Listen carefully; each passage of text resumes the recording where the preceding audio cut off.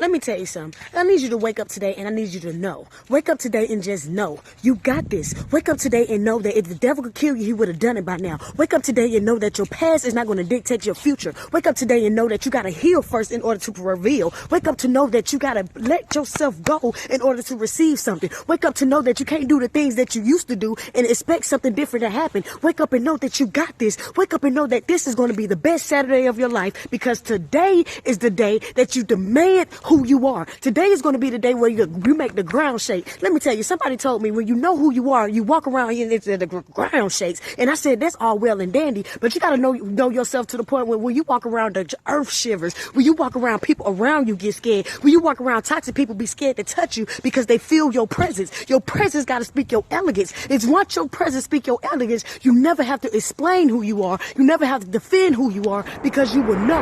You got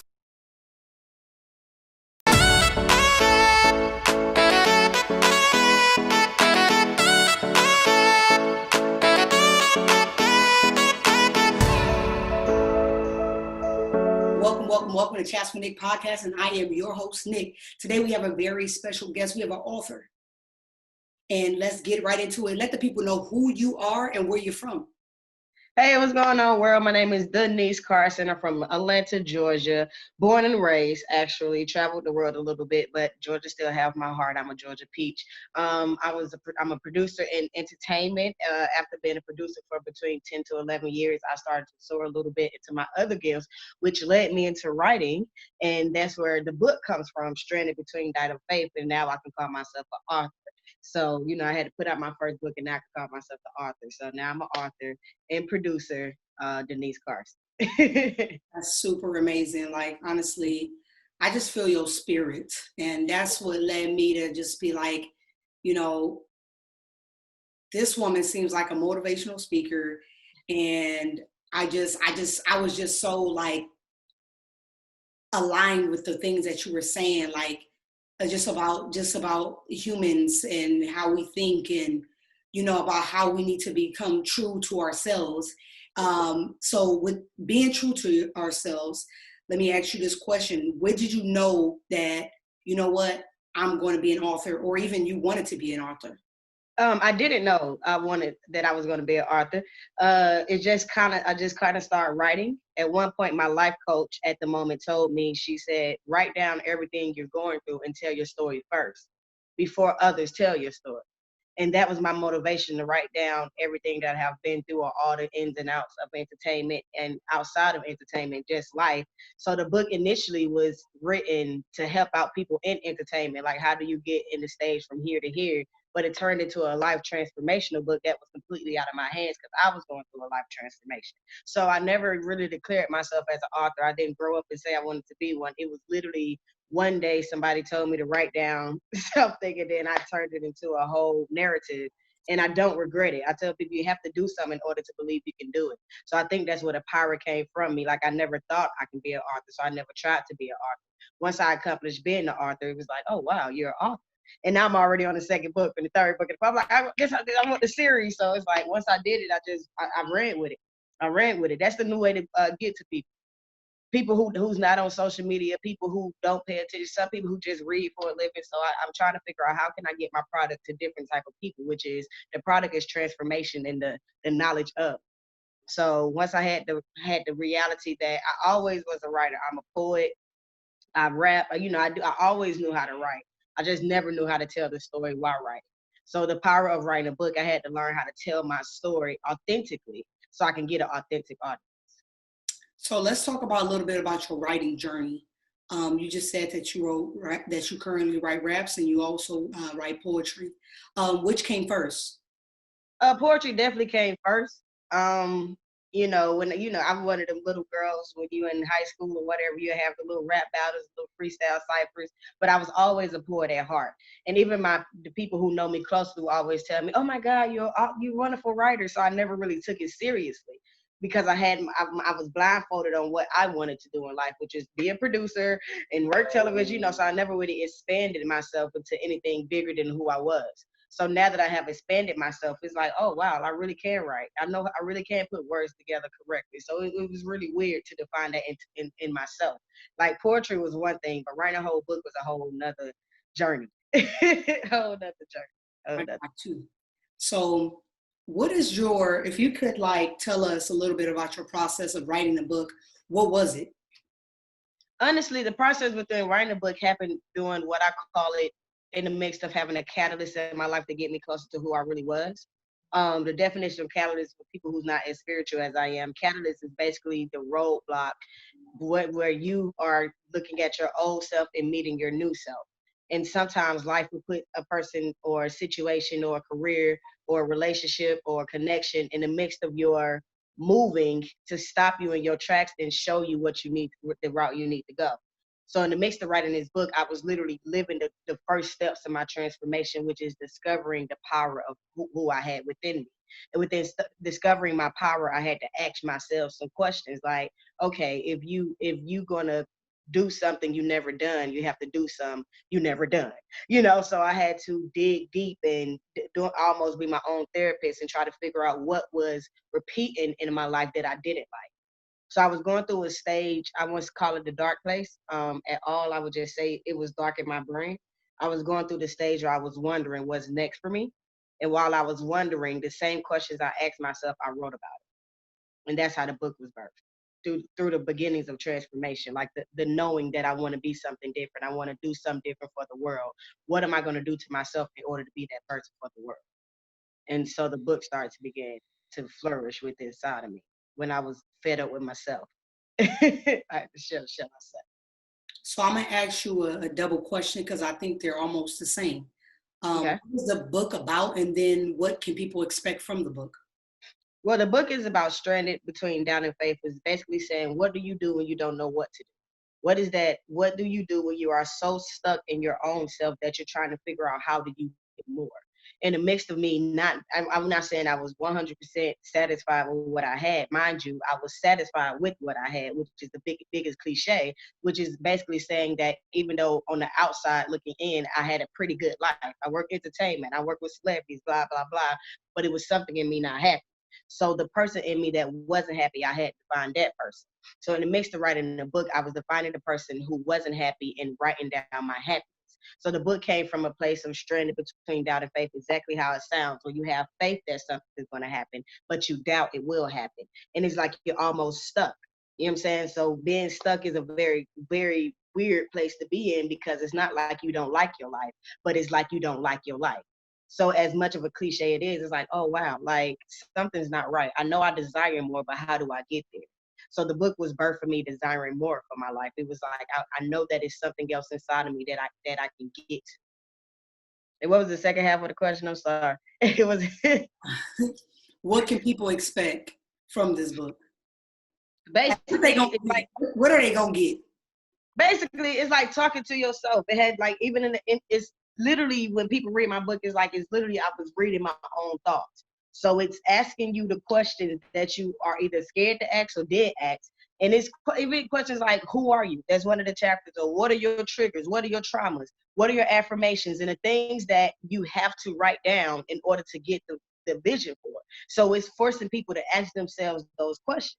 So the things that people can get out of this book is literally transparency. Like I'm literally reciprocating your feelings and I wrote them down on paper. I wrote down everything you don't want to say out loud to people. I wrote down all the feelings that you couldn't quite define and I defined them for you in the chapter and said, hey, you are perfectly fine because I'm just like you. And the wonderful thing I like to do to my audience is grow with them. I didn't like if you follow me, I showed the audience from years back to now. So you saw the transition in me. So for my audience to see that it happened for me, I wanted to share the news that I have experienced. Because there's so many philosophers out there, so many preachers, so many pastors, but it's like people not getting it. They're getting motivated, but they're not getting transformed. So what I tried to do was help transform the mind first so you can move on to the other things that you deserve in life. So it was just me really sharing my knowledge. Like it's like a duplicate of your brain. Like I'm literally shutting down your illusions in your brain and telling you what the truth is. Because everybody, half the things that you think are untrue until you know that is untrue. So I basically did that for my audience. It's like, hey, this is untrue, so let me tell you the truth. this is not true, so let me tell you the truth. And as I help them, like even at the beginning of the book, it says I feel stuck. Like the preface, like, hey, I feel stuck right now. I'm living in a fear because I don't know what's next for me. You know, so it automatically catches your attention because it I tell people, if you don't make it past the second page of my book, the book is not for you. But if you make it past the second page, you're ready for your transformation. You know what? I definitely, I would say personally, I struggled with fearing failure. Yeah. And I remember how my life was just in the process of fearing failure. I was running so fast, but I was moving slow. Yeah. And Yeah. I was I overexerted myself. So much so is that I failed. Yeah. So I was running away from something that was inevitable and that I did anyway because I wasn't handling it properly. Mm-hmm. and so and so what I really had to learn is that I think the difference between my old self and then my new self is that I'm not even worried about failure. I'm just focused on my investments. And Mm-hmm. I actually went in, so I'm in Norfolk, Virginia, and I Okay. actually went to a conference. It was called Female Boss. Oh, And wow. this financial planner got in front of us because basically it was all these business women, right? All these female bosses. They got up in front of us. It was like at least 100 and like 1 to 300 people in that building. But they got in front of us and they told us their business, like whatever their business plan was, you know what I'm saying? And they pitched to us their business. But one thing that she told me, and it really changed the course of my mindset, and like I think this was extremely important before I started Chats Winning podcast. So Yeah. she was talking about planning for your business failure. Who Yeah. even wants to think about their business failing? Right. Right. That was the point.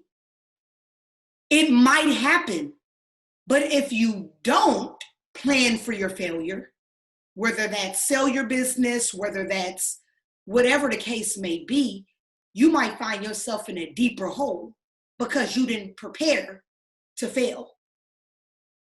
Right. And if you don't prepare to fail, you prepare to fail. I think that if it's the funny thing is that's a lot of what philosophers kind of speak on, which is basically in my terms on how I kind of looked at the situation. And what she was saying is you're shutting down the fear of the what if, which basically means that fear is going to gravitate regardless when it comes to business. But if you don't have anything to fear, you don't have anything to be fazed about. So if you're not scared of failure, you're not afraid to fail. You get what I'm saying? So what happens is your energy attract things that you are, and you end up you put so much energy into not failing that you end up failing. If I had to put it in layman's terms on the way that I understood it, because basically what it's saying is that fear is going to creep up regardless. But if you put things in place that you don't have to quite fear, they have no power over you. So if people fear failure, then you're going to eventually fail. That's how I look at it. If I had to say it in the way that I articulated what she was saying, it's like if you fear failure, you're going to eventually fail. But if you don't fear it and it comes, it's like, oh, okay, I'm prepared for this. So I can move on to the next thing. Because fear creeps up in places that we have no idea where they live. And fear is the number one thing where it usually creeps up when it comes to determining who you are, determining what you're going to do, and determining your business of how you're going to do it. The world have to understand that you was born with a product, and it's up to you to get the product to the people. So if the biggest thing that's going to happen to people while they're getting their product out to the people is fear. But fear is illusion. So if you take away the illusion of what you thought was going to happen and you put in the work of what's actually going to happen, then it won't have as much power on you. So when it comes to, prepare to fail, shall I say, I think that is more don't fear failure. That's how don't fear failure, because if you fear failure, you're going to attract failure and it breaks you down. The thing about life is it's not meant to break you down, it's meant to build you up. You know what I'm saying? So I'm taking it like don't fear failure, because what you don't fear have no power over. And if you, as much as you put into failing, you not concentrating on succeeding. You know what I'm saying? So if you're not fear failing, then you don't care about succeeding. If you're not fear succeeding, you're not caring about failing. So it's one of the things that all you can do is be. So that's what people fail to realize. You have everything inside of you that you can just be. So you don't have to fear anything you are.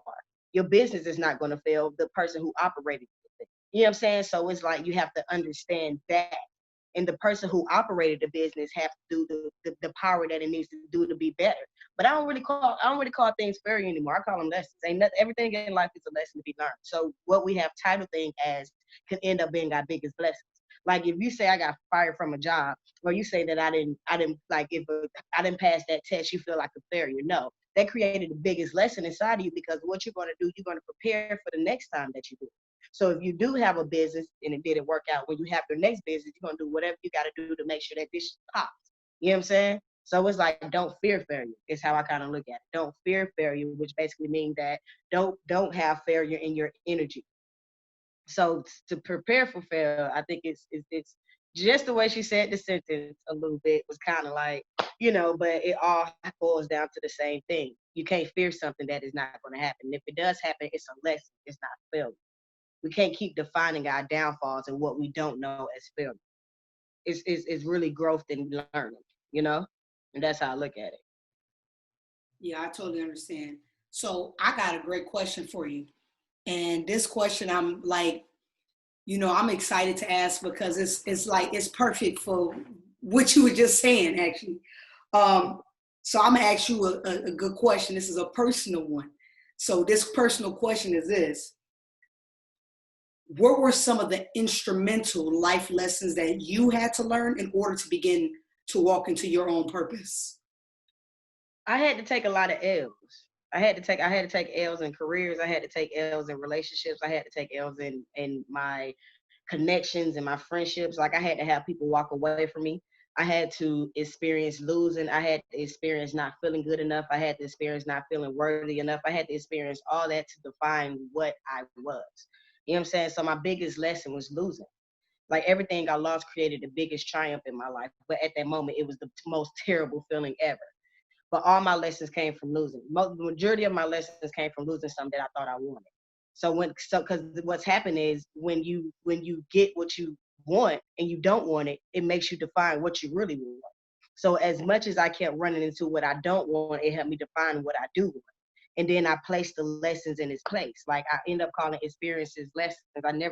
I never point fingers at the other person anymore. I always say, what did this do for me? Or how did this change me? Or what came out of this? You know what I'm saying? And because everything is a lesson to be learned. So everything that came out of it ended up creating who I am today.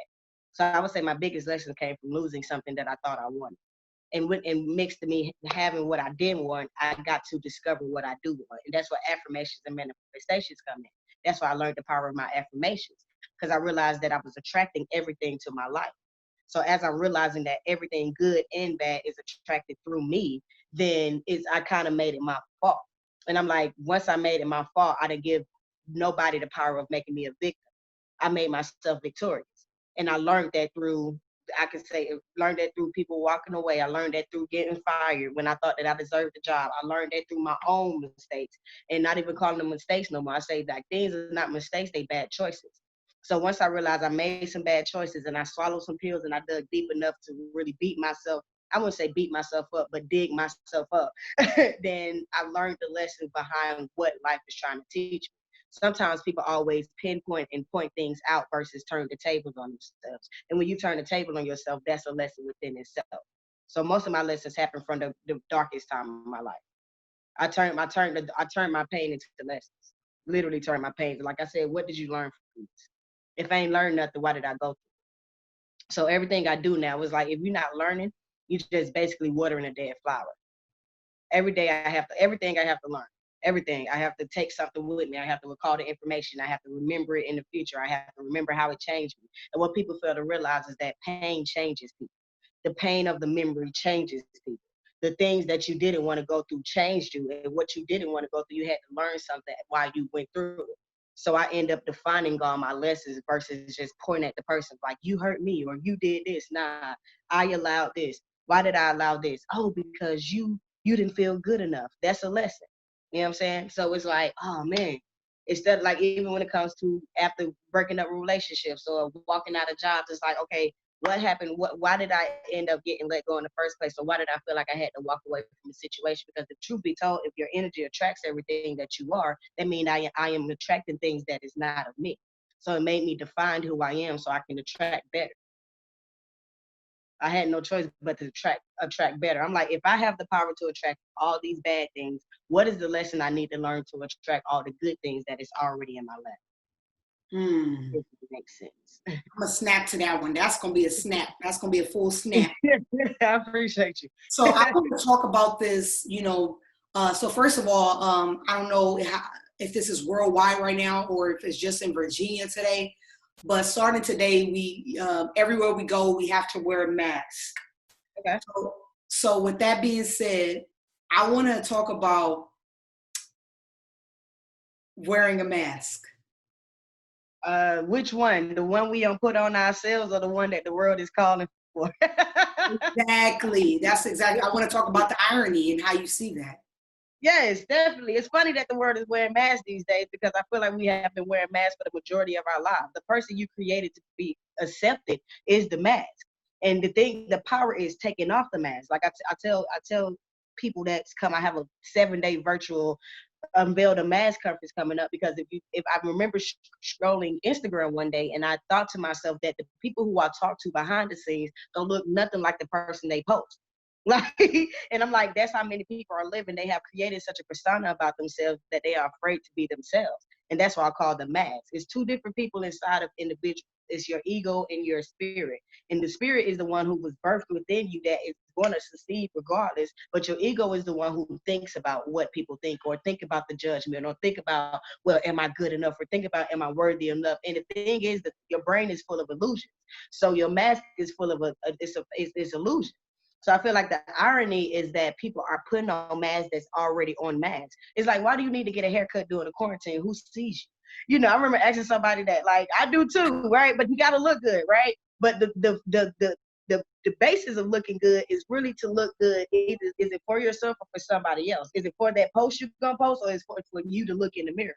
So if it's a difference between the masks that people are wearing, like people, I think that people have been wearing masks for like 65 or 7% of their lives until they discover and go through the transformation of who they really are. That's why you experience females cutting their hair. It's like showing people who they really are. It's not until you connect to who you really are that powerful things happen in your life. It's not until you take off the mask you have created that powerful things happen in your life. So even though the world has told us to put on masks to protect the virus, we have been wearing masks to protect ourselves for years. And it's like, take off the mask. Take off the mask. It's perfectly fine. Take off the mask. Because when you take off the mask, that's when everything you claim you want fall in your lap. But you have to take off the mask. There is no success in judgment and what people think about you. You know what I'm saying? And that's what social media have created for people. It have created such a line of judgment for people that they have no choice but to wear the mask. Like, I work entertainment. People always say, I have to put up the persona. I have to put up the persona. I'm the artist. I got to put on the artist. And I'm like, what about being transparent? What about being authentic? I feel like people would connect more to truth than they connect to fake people. But we have applauded so many fake people that we don't even see the truth in people. But once you discover your truth, the sky is the limit. The sky is the limit to that. You know what I'm saying? So it's an irony people have to put on masks these days, and they've been wearing masks for years. It's irony. It's like, oh, really? So now you can see personally how you look. Like, if you walk into a room today and you see a people full of masks, I'm like, that's how it looks. That's how it is. The only difference is that you can see the mask. You know what I'm saying? So it's like ripping yourself apart to unveil to who you really are. And I think that's really one of my purposes in life is getting people to be okay with the person under the mask, to be okay with the person you have created for the world, to be okay with the person that you don't care about what other people think. Because the truth be told, everybody gonna say something about you until you win. And even if you win, somebody gonna say something about you. So the only purpose in life is to be happy with who you are. And you can never be happy with who you are if you have on a mask. You know what I'm saying? So it's just the irony to me that people are required to wear masks now. Because I'm like, we've been wearing masks all our life, people. And I can't even. I'm a prime example. I just learned how to take off my mask recently as I'm going through this transformation. I'm like, you're more powerful, your authentic self, than the person you created. I'm more powerful as the person who I am authentically am versus the person I have created for the people to appreciate. Because the people appreciating me don't do nothing for my happiness. The people appreciating me and not judge me, like people gonna judge you regardless. They're gonna judge the authentic self, and they're gonna judge the like. So the least you can do is be happy with yourself. That's the least you can do, because the world ain't gonna change. You know what I'm saying? Like, the world ain't gonna change, so it's up for you to change. So I feel like that's part of my purpose, is helping people being okay with being okay with the person under the mask. Like, you are perfectly fine how you are. And when you be perfectly fine how you are, mountains move, man. Mountains move. You know what I'm saying? Mountains move. I feel you. So I like this idea that going back to this idea of really just kind of mask on. Like, as a matter of fact, let's talk about future. Mask on. Or was it mask off? Mask off. Yeah, mask off. Mask off. Yeah. Some mask off. Hey. Mask off. Mask off. I think I just played it. It's just a click in my brain. I actually love the song. It's crazy. Facts. So with that idea of mask on versus mask off, Uh-huh. I want to talk about, because you just said, like, once you kind of remove this mask, you can move mountains, you know, something incredible happens. So Yep. in my opinions, that one incredible thing is healing. Healing can begin at this point. So my personal question that I have for you, which I think is another great question, is what are the steps of healing? You know, the funny thing is, every podcast asks me that question. That's the funny thing. And the thing is, my answer always says, dig so deep that it hurts. You have to dig so deep that you remember the first time you felt like the things you keep repeating. So the first time I felt hurt, or the first time I felt abandoned, or the first time I felt like I wasn't worthy, or the first time I felt like I wasn't loved, I had to go all the way back and define that and realize how it's been living with me in my adulthood. You know what I'm saying? Like, I have mother issues. So I had to be like, okay, the first time I felt like I wasn't worthy of love is when my mom didn't love me. And that had nothing to do with the individuals in my life. It had everything to do with me. So it's going all the way back and digging so deep that you try to remember the first time it happened, and you can realize the comparison in the first time it happened and how it keep happening in your life. Then you get the power to defend it. Because it's two, like I told you, it's two different people who live inside of you. You have your ego and your spirit. And the funny thing about your ego is that your ego likes to live in places that it doesn't belong, because the ego likes to be fed. So as long as you feel hurt, as long as you feel pain, as long as you feel unworthy, the ego feels as if it's winning. But the person who is trying to live within you is losing. And you can never define the person within you if you keep playing victim. So you have to literally turn the tables on yourself and no longer be the victim. Is once you start making things other people fault, you be like, dang. And once you define what it was, you be like, dang, that was it was more, half the time it's your thoughts. That's a liar. The other times it's just misunderstanding. And you also got to understand that it's just like a book. Like, you can't blame people for what they don't know. We are breaking generational curses that have nothing to do with us. So the steps of transformation is an everyday step. You have to do stuff every single day. It's like a basketball player still needed a coach to win the championship. And even after they won the championship, they still had to train for the next championship. So the first step is just realizing that, hey, this is what's wrong with me. And it's not, what's wrong with you have nothing to do with what people said about you, nothing to do with what you heard, what you read. Like, no, this is truly wrong with me. And once you define what's truly wrong with you, you can stop defining it as who you are, and you just define the feeling as a feeling. So instead of saying that I'm not worthy of love or I am not love, your mind switch, you're like, I am love. You do the total opposite, because now you know what it is. And you got to call a thing a thing. So if you call it what it is, it's going to be exactly what it is. You're going to realize it has nothing to do with you. So it's really going back to that first time that you was hurt, going back to the first time you felt abandoned, going back to the first time you know. And I just told my friend, you got to go back to your first breakup to realize why you keep breaking up. It's like, go to the first time and deal with that person who keeps repeating it. And it's a hard pill to swallow. Like, when it came to me, I had to realize there's some real things wrong with me. You know what I'm saying? There's some real things wrong with me, but if I ain't tell myself the truth, I didn't know the truth from anybody else. So I had to get the power to tell myself the truth first. Therefore, when other people came at me with whatever they thought about me, I knew whether to apply it in my life or just disregard it. But what we are allowing people to do is define us when we don't even know what they are defining. So we are allowing people to walk in and tell us who we are, tell us how they feel about each other, tell us what we should do with our lives, and we don't even know what we should do with our lives. So it's really defining what you want, standing your ground, getting your boundaries. What is your nose? What do you want? What is your desire? What is your vision? Write down your goals. And the thing that everybody talk about is actually true, which is training your mind to be who you are in your own power. Because our mind is trained to beat us down, believe it or not. Like if you hear people like, oh, I'm an overthinker, or I analyze everything. That's because you haven't found the power to be present and be still and understand what the moment is trying to tell you. Because we're so busy hustling.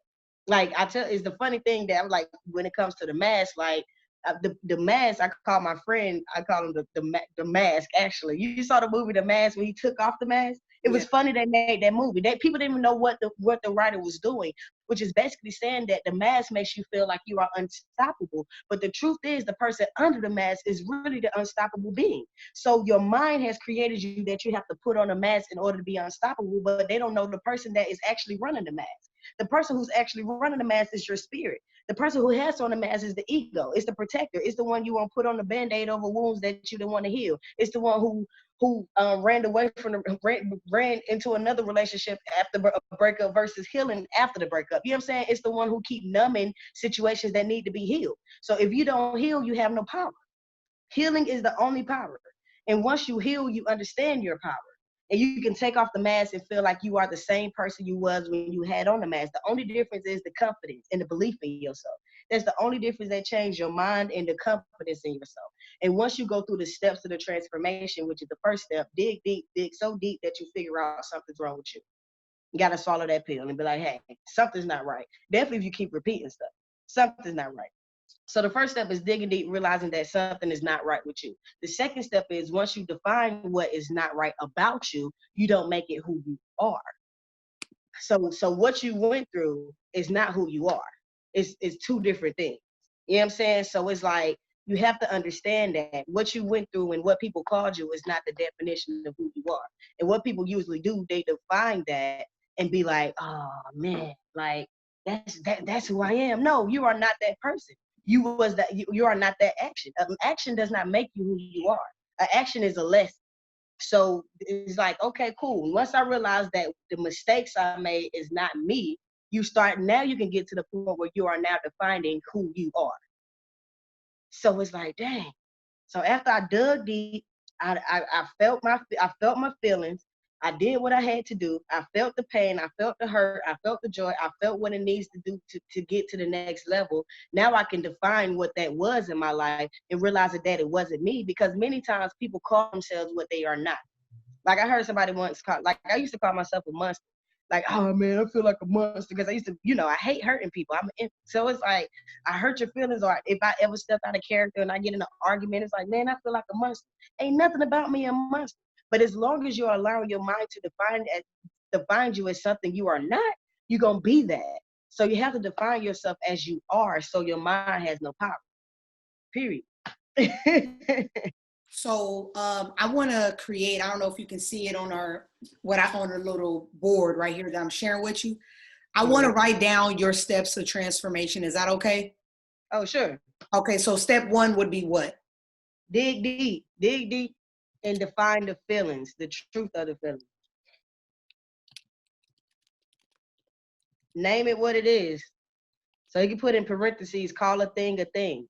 So once you dig deep and define the feelings, like, hey, this really hurt me, or hey, this really was painful, or hey, this really made me feel bad. And then after you dig deep and define the feelings, you ask yourself, why did you believe you was those feelings? So step 2 is, after you dig deep and call the thing a thing, step 2 is making sure that you don't make the feelings who you are.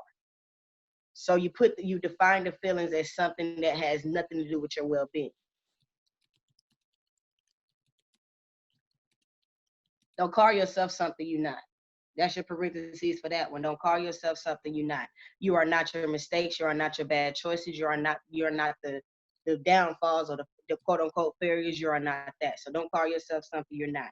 Once you stop defining yourself as something you are not, which is what your brain usually do, you can move to step two, which is now defining who you are.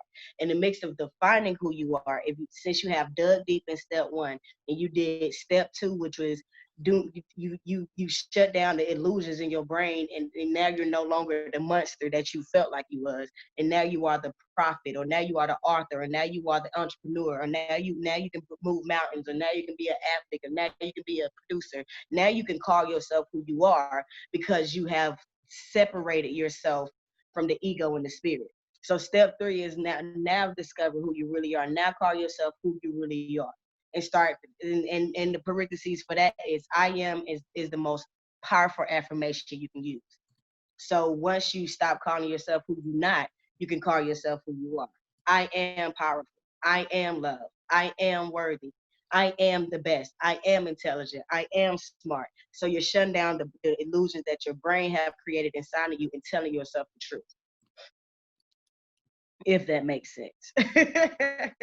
Most Because definitely. step two and step three is kind of close together, because the reason why I put step two before step three is because we call ourselves something that is not. Like our brain has created illusions inside of us that we are not. Like we apologize for stuff that we are not. Like you apologize for stuff that you didn't have any lesson in, so I can't be mad about it. You know what I'm saying? Lessons are not to be apologized for, lessons to be lived. So what we usually do to a lesson or a triumph in life, we make it who we are. You are not that breakup. You are not that fire. You are not that layoff. You are not when somebody called you ugly. You are not ugly, period. So once you define everything you not, you can define everything you are. So let me ask you another great question. This question is, if somebody had confronted you and it was like, you know what, I'm really lost and I'm trying to find myself, what would that advice be? What advice would you give somebody that's telling you, I'm lost and but I'm trying to find myself? That's why, first off, you're not lost. There's illusion in your brain. Your brain could convince you of anything. And if you don't learn how to control your thoughts and train your thoughts, it will convince you of something that you're not are. So the first thing I would say is that you're not lost. Nobody who is searching or continue to rediscover themselves is lost. You know what I'm saying? Just because you're not in the point that you actually want to be in life doesn't mean that you're not living your life. You have to stop defining yourself as where you think you should go, and be appreciative of the moment in the present. So it would basically say be thankful of your present. Many people would say to come thankful with the present. You can meditate, or you can do whatever, but it's really controlling your thoughts. Like find your power within controlling your thoughts, and then after you control your thoughts, then you can define your power. So it's like, hey, you're not lost. That'd be the first thing. There's nothing lost about you. You can't. If we keep putting definitions on things, we're going to be that thing.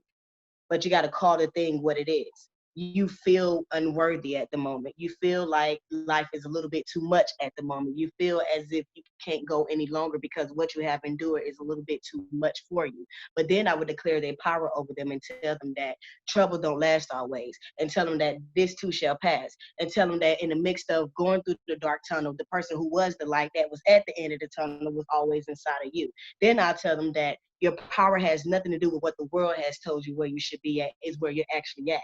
Then I tell them that, hey, if you accomplish this and you did it once, then you can do it again. And then I tell them that you are much powerful than what your mind have created about you. And then I tell them that you should change the narrative about being lost and tell yourself that I'm searching. And then when you define yourself as searching, then I tell them that after you get done searching and you find what you're looking for, then you keep looking. Because the funny thing is about people, I will make it a comparison between me and the lost person, is that if I want to define myself as lost, then I am lost too, because I am still looking for something within myself. I am still looking for my next destination. I'm still searching for that happiness. I'm still searching for the things that I want. So we're both lost. You just named it something different. So then after I make them feel like we're just as one, and that we're the same being, then I'm gonna challenge them to change their brain. That's how people make it from this point to this point. That's the truth of really discovering who you are, is changing your thought. Everything happened within a thought. You are nothing that you think. until you get to the person who actually know how to think. And that's an everyday training. Like I tell people right now, they be like, self-care. I'm like, no, my mind is in training. Like I'm training I have to train my brain daily because it still know how to have habitual thinking. It still know how to be negative. It still know how to tell me what I'm not. It still know how to tell me I'm not worthy. So I have to train my mind and tell them who I am so it can no longer define who I'm not. So after I change the narrative for them, I say, hey, now that you don't feel lost anymore, what are you looking for? And now define what you're looking for and realize that if the devil can kill you, he would have done it by now. So if you ain't dead, that means you have something to do. So don't define what you have to do as something that you're not doing. People feel like they're not moving when in actuality they're moving. Like every big thing came from small beginnings. But you have to be willing to go through that small beginning. Like, and many times people compare their lives to others. So it's like, well, I grew up with her and she got a house and she got a kids and she got a marriage and I feel like I should be doing better. I'm so, no, my purpose ain't your purpose. My magic ain't your magic. My destination ain't your destination. My story ain't your story. And the thing is, my story get me millions the same way your story gonna get you millions. Have you ever seen a rock star praise come to an Oprah Winfrey concert? No. They half of them don't even know who Oprah Winfrey is. But you don't see Oprah Winfrey going to no rock star concert either. Why? Because my magic and your magic are two different magics. So you have to just learn how to be magical in your own life. And the moment you learn how to be magical in your own life, you stop defining your life as something that's not. You're not depressed. You're not saying you can't be depressed. That's a feeling, but you're not lost. You know what I'm saying? I tell people, feel the feeling, call the thing a thing. If you want to define something, define the feeling. Say, hey, I'm hurt about this. I'm disappointed that my life is not where I want it to be. I'm disappointed that I don't have that marriage. I'm disappointed that I don't have the house. But once you name the feeling, deal with the feeling and move on. Don't let the feeling define you. Many people is letting the feelings that they feel define you. No, you are not the feeling. You are not the feeling. The feeling is a feeling, period. It's like a thought. And if you allow the feeling to last more than 17 seconds, then it's going to create an energy. And once the feeling creates energy, then it starts to move inside of you and your energy attracts everything that you feel. So since you feel lost, I'm going to say what in you is attracting that energy.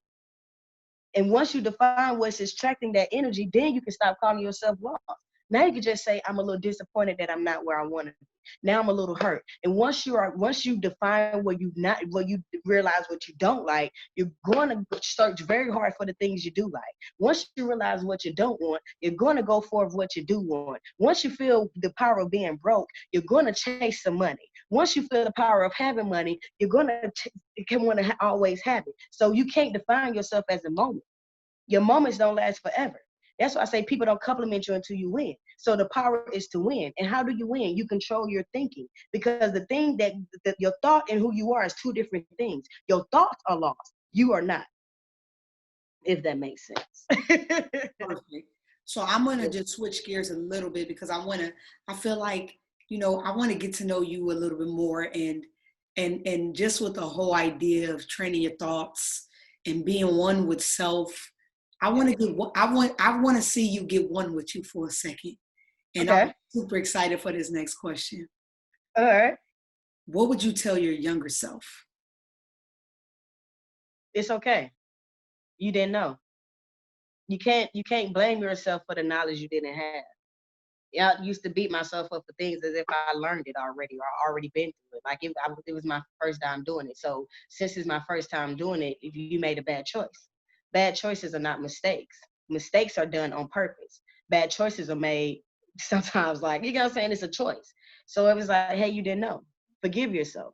You have to learn how to, I call it bigger self and little self. You have to, and that's actually a chapter in my next book. It's called Bigger Self and Little Self, where you have to learn how to nourish the little self and stop condemning it and beating it down, because everybody else in your life have done it already. So I would tell my little self, I forgive you. I forgive you for not knowing, because what you didn't know, I can't blame you for. And what I know now is what I can blame myself for. You know what I'm saying? So it's like, hey, little self, it's okay. Hey, little self, this is how it feels to be loved. So instead of me looking for love in different places, I allow my bigger self, which is now my adult life, to nourish the little self. And it's like, hey, little self, you're worthy of love. Let me show you how to be loved. Hey, little self, you're not judged. Hey, little self, you're perfectly fine the way you are. Hey, little self, don't worry about that. Take off the mask. People are going to love you regardless. Hey, little self, live your dreams. Hey, little self, don't be afraid to live your dream just because they didn't appreciate you. Hey, little self, a man's rejection is God protection. Hey, little self, a closed door is one of the biggest things that can happen to you. Instead of beating my little self up. So I will always tell my little self, hey, I forgive you because you didn't know. And what you don't know, I can't blame you for. What you don't know, I can't condemn you for. All I can do to you is say, hey, we learned the lesson. That's all I can do for you. But for me to come back and say, hey, you was stupid. You are, I'm being the very thing that I didn't want people to be to me. So why would I be that to myself? So that's actually how I define two people is, which is funny. I'm like, it's little self and bigger self. It's the little self who went through the traumas and the pain and the heartbreak that lived up in the bigger self, but the bigger self have to be so powerful that to say, hey, little self, of course I felt pain because I didn't know how to love. Hey, little self, of course I got fired from that job. I was out there wilding. Forgive yourself. You thought it was okay. And if you got away with it once, you're going to think it's nobody told you to, even if they told you the difference between right and wrong, I had to learn it myself. Hey, little self, don't hate your mom. Her only job was to have you. Hey, little self, don't be mad at your parents. Their only job was to put you on earth. But what you do on this earth is actually your responsibility. So you can't keep blaming people for the things that you're doing, little self. And I'll tell my little self, hey, I love you. It's okay. It's okay. You made a mistake. You made a bad choice. And the funny thing is, the things that don't change about people is that you always have the power of choice. So now that I have a power to make a different choice, thank you for teaching me the choice not to make, little self. Because if I kept making that same choice, I wouldn't have got the lesson that would get me here. So it'd be like, hey, little self, I forgive you. I forgive you for everything you didn't know. And even though you did it and you thought it was perfectly fine, thank you for doing it. So I realized it's not perfectly fine. Yes, and thank you for doing that. So because if I did that at an adult age, I wouldn't have been as lucky as what I would have did when I was at a young age. So thank you for knocking out all the things that I wasn't supposed to do early, so I won't do them as an adult. I appreciate you, little self. I appreciate you being fearless. Because the thing is, if you wasn't fearless, I would have never did it in the first place. You know what I'm saying? I appreciate you conquering your dreams and what you thought was a dream. Because if you didn't have false illusion in your brain, I would never know the truth. And it's like nurturing your little self to the point where you understand that you don't beat it down and condemn it because that's what the world did to you. So you can't do the same thing to your inner child that the world has done to you that made you turn into that inner child. The inner child is full of trauma, pain, bad relationships, bad connections, what people have told you you're not, people calling you ugly, people calling you fat. That's little self. I'm sorry, little self, you're not fat. If you feel like you're fat, little self, let's do something about it. Let's go to the gym. But you're not fat. You healthy, little self. Stop eating so much. And it's more nurturing your inner child versus condemning your inner child. And once people realize you have that power to nurture your inner child, then your inner child have the power to have power. And the traumas and triggers end up not having that much power over you as an adult. So I forgive you. Yeah, I forgive you, little self. It's perfectly fine. You didn't know. If you knew, you probably wouldn't do it. And even if you did know and you made a bad choice, hey, you made a bad choice. You made a bad choice. Don't do it again. Don't do it again as a bigger self. But little self, you promised some very great things about life. You know what I'm saying? Little self, you changed my life. Because if you didn't make that decision, I would have never had the power to make this decision. And I'll just nourish your inner child. People try to numb their inner child and push things down so much that they forget it happened. But the power is actually remembering what happened and feeling the feeling that made it happen and then letting the feeling go. All right, I felt hurt. Okay, let it go. This ain't the first time I felt hurt. I got over hurt before. So why can't you get over hurt again? Instead of defining it, no, that was just a feeling. Feelings can come and go. So hey, little self, you felt some things that wasn't supposed to be felt by regular kids, but that don't mean you weren't supposed to feel. You know, what you felt is not who you are. You don't hurt people. You was hurt. It's okay, little self. You know what I'm saying? You don't like to hurt people, but you're hurt. So once you define the feeling, it has so much power. It has so much power. I must say that was so powerful.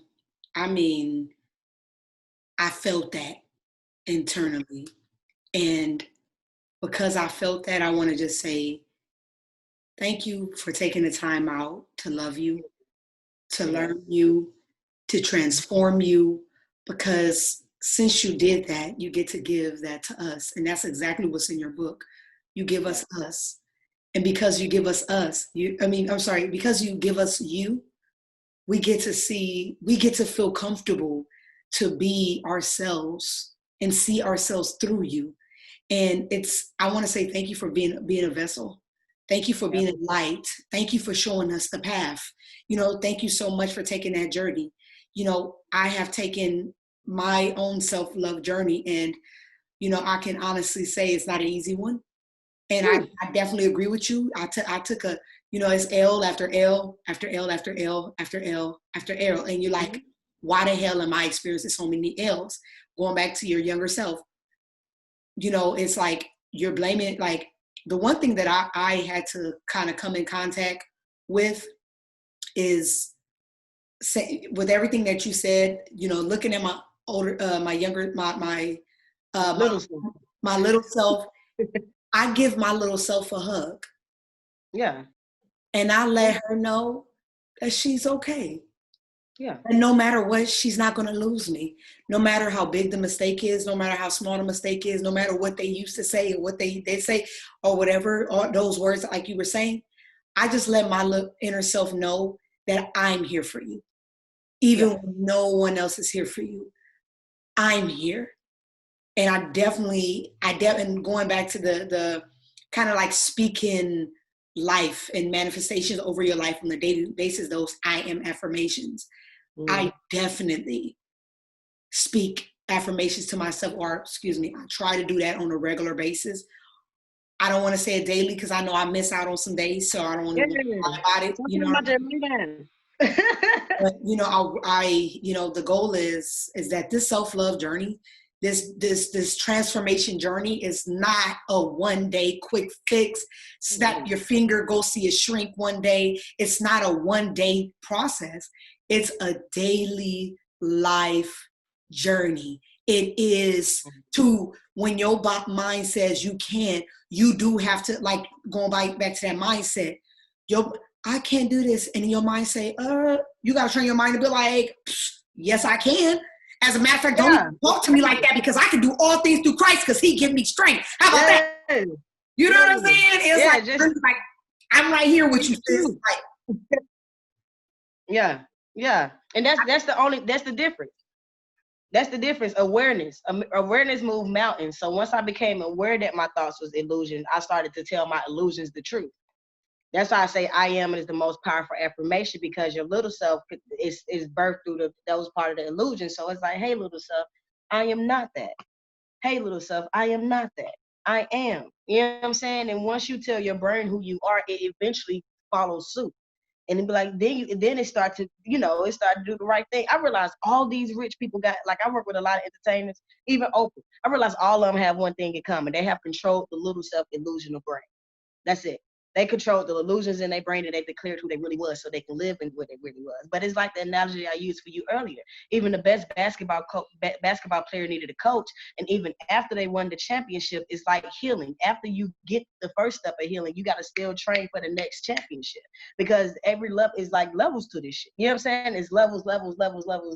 So even though I have experience writing my first book, now life gonna take me through something totally different from my second book. Like what I'm experiencing right now, and the fact that I thought I had it, it's totally different than me having it. It's like, dang, I thought I did the work. But life is an everyday struggle. I still get tested. I still want to cut somebody out. I still want to do whatever. But now I have the power to shut down who I thought I was.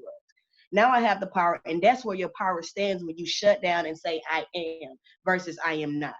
Once you have that power to tell your brain, I am, it moves mountains. And that's what you have learned to do. And that's what everybody needs to realize. That's the most powerful part of the transformation, which is step 3, which is control your thoughts.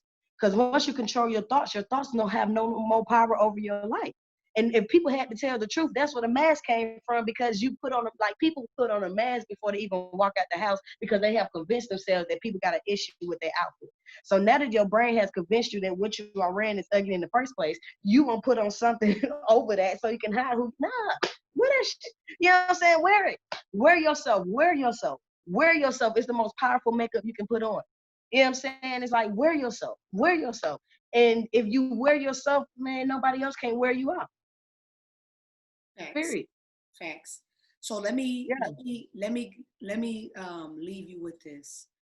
So we just talked about nourishing your little self. So Yeah. now I want to talk about your future self. So here Yeah. we go. If you were 80 years old, all right, you could pick whatever age, 80, all right.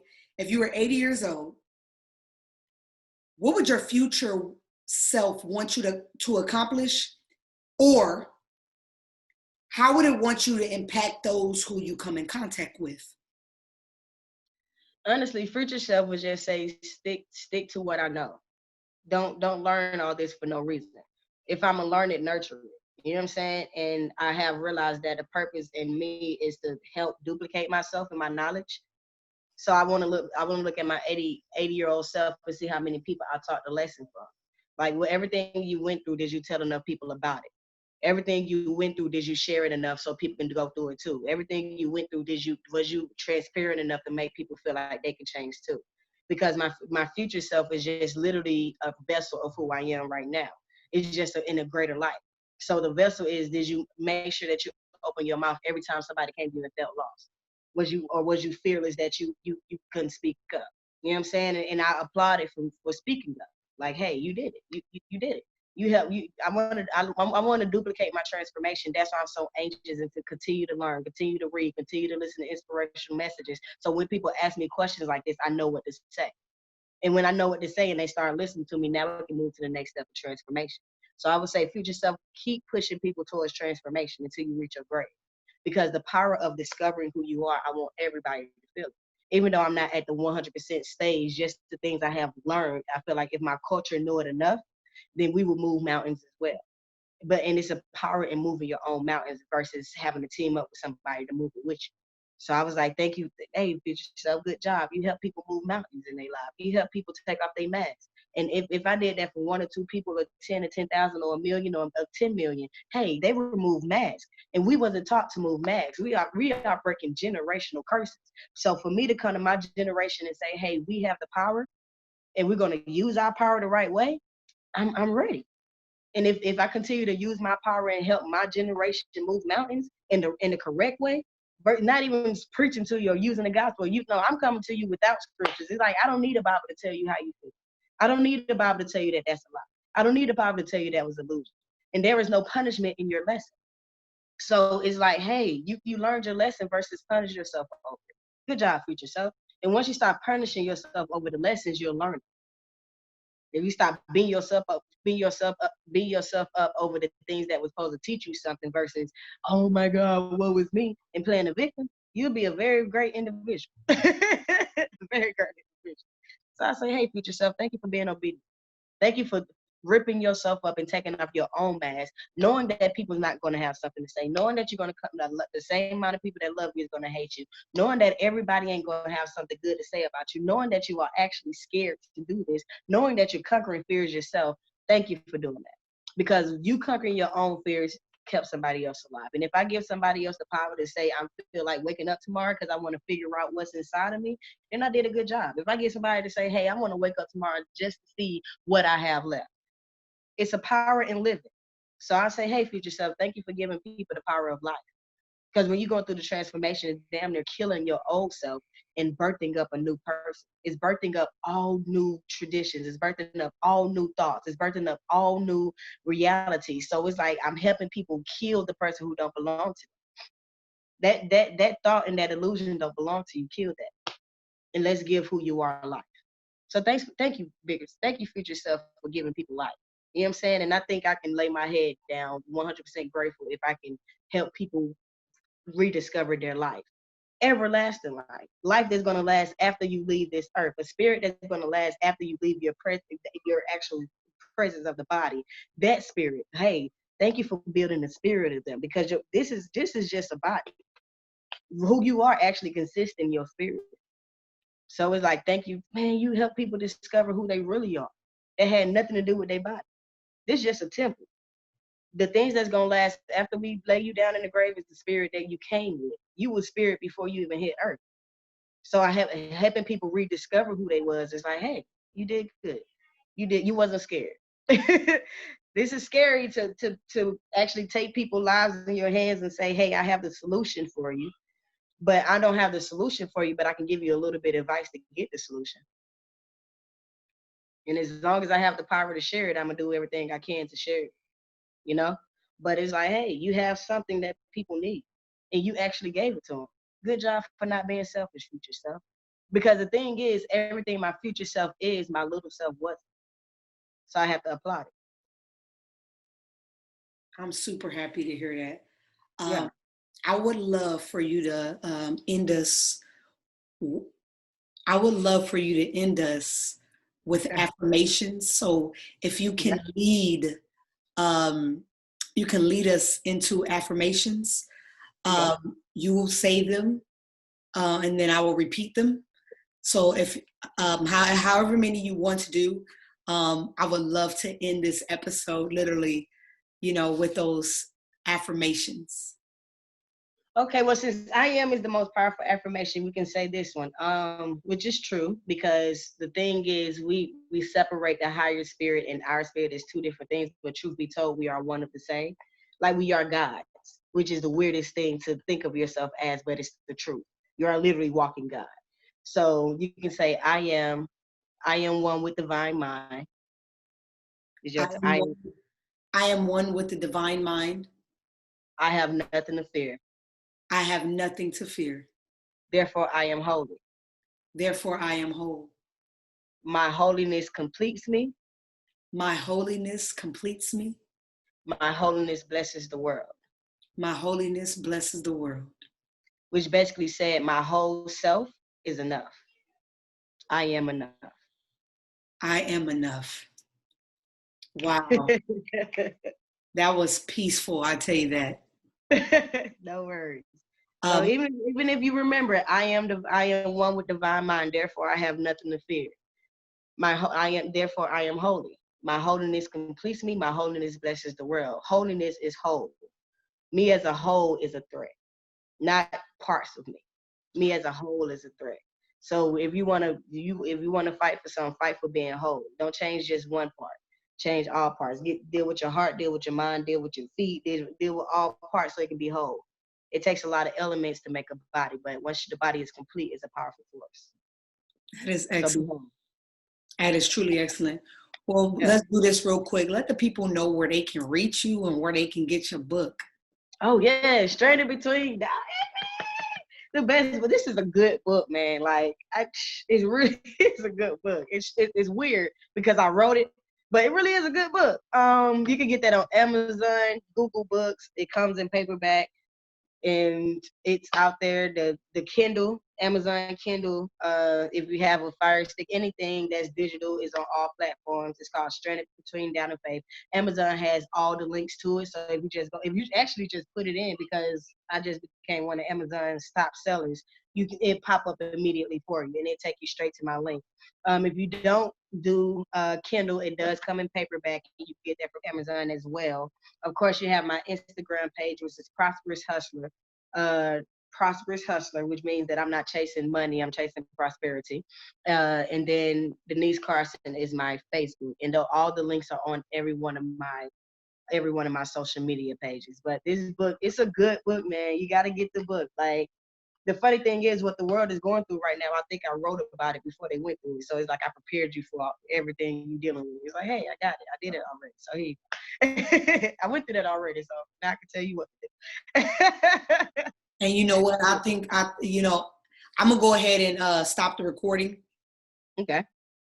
But